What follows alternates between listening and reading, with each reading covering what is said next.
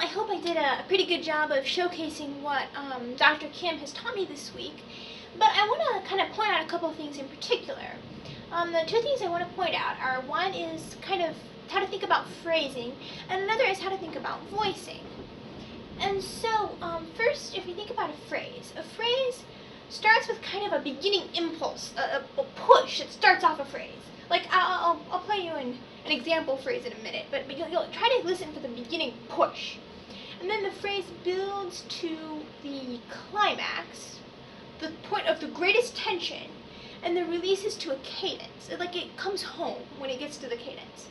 A cadence is a resting point in music. So the phrase, it grows in tension, and then it bursts off from its impulse, it grows in tension, and then it comes home to its cadence. And that cadence, that coming home, is the whole goal of the phrase. So I'm going to play this rather long phrase and listen and catch the impulse, the climax, and the cadence.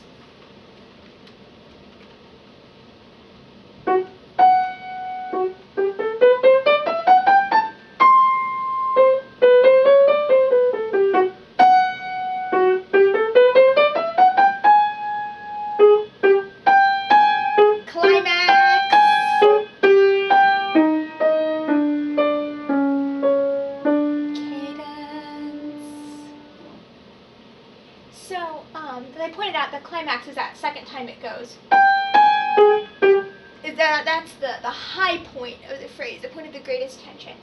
And so we want to, from the beginning of the phrase, build to that climax, and then from there just head home to our cadence. And so we can do that by building in dynamics, and the music itself will be building in tension, like the notes that are used, and will build in tension. And so, in this case, it's kind of like a set of terraces, so like this.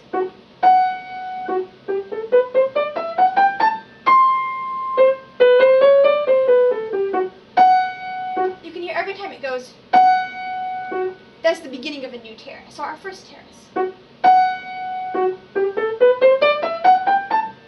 Second terrace. Third terrace. And then we get tenser. Building. Climax. Releasing. Cadence. We've come home. And so that's kind of a good way to think about a phrase. And just to think about how to choose how to see how to build up the phrase. If you think about it, if a note is staccato or a shorter valued note, it should be a little bit lighter.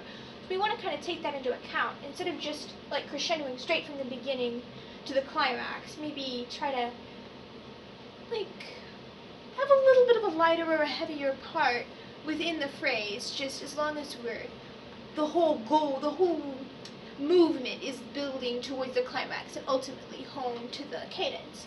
So, if we, another piece of how we build is that a slur mark indicates a diminuendo. So this little passage here is under a slur mark. And so even though that's part of the crescendoing part of the passage, I'm still that little measure. I'm going to play with a diminuendo. So instead of going, I'm going to go. And so so it kind of gives us a little breath. But still, ultimately, we're going to rise up to our climax. So now let's take a little bit of a look. So that's our basic phrase, the starting impulse, our climax, and our cadence. So, now let's take a little bit of a look at voicing. And in this part, I'm going to look on the left hand. And the left hand in this section sounds like this.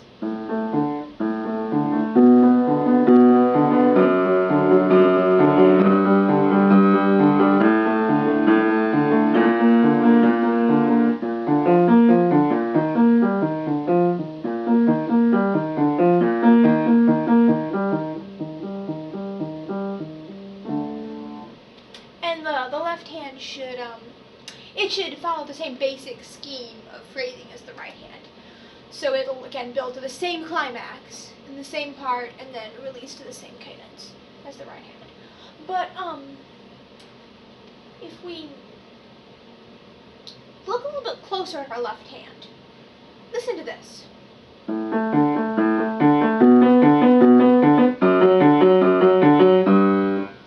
Pretty dull, right? Try this.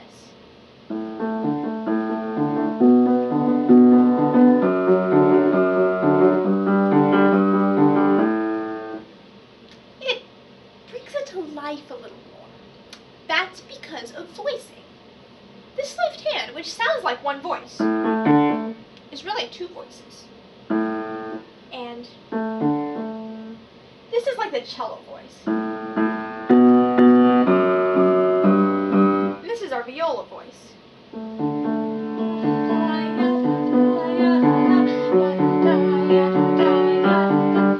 And so on and so forth. And so if we practice those two voices separately, or even right hand playing one and left hand playing the other, it can help us to identify those and build them in as we play the music.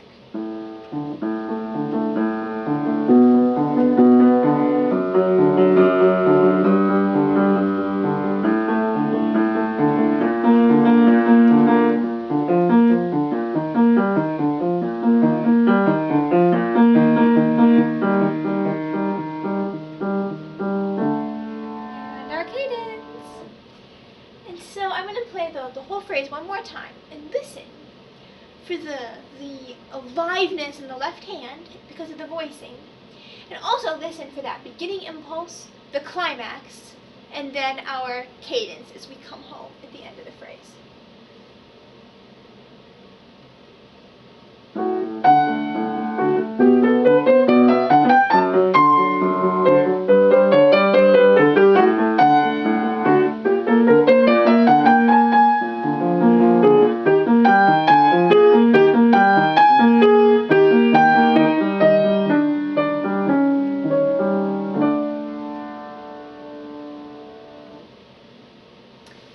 So, thank you, Dr. Kim, for teaching me so much about this piece and about learning music in general. And thank you, Dr. Hines and Dr. Kim, for this wonderful and amazing piano camp. I learned so much about Beethoven and about just all kinds of things. And thank you. And thank you, Dr. Kim, for trusting me to showcase what you have taught me.